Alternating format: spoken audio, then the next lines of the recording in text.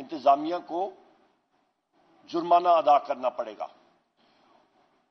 اس وقت کی اڈیالہ جیل کی انتظامیہ، جو کہ آئی جی جیل خانہ جات Punjab, home secretary Punjab, chief minister Punjab, ان کے نیچے اس ہائرارکی میں آتے ہیں، وہ لوگ کسی قسم کی عدالتی حکم نامے کو تسلیم کرنے سے انکاری ہیں۔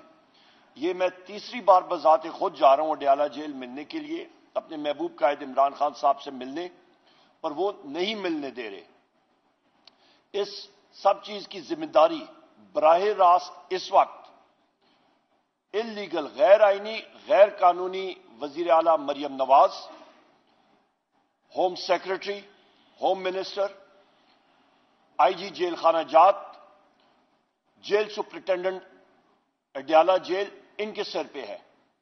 اور سونے پہ سہاگا جس شخص کو غیر آئینی اور غیر قانونی طور پہ کل حلف دیا یا اس کو تعینات کیا گیا، جس کا نام محسن نقوی ہے، اس کی ذمہ داری بنتی ہے، اور اس کے ساتھ غیر آئینی اور غیر قانونی وزیر اعظم شہباز شریف کی ذمہ داری ہے۔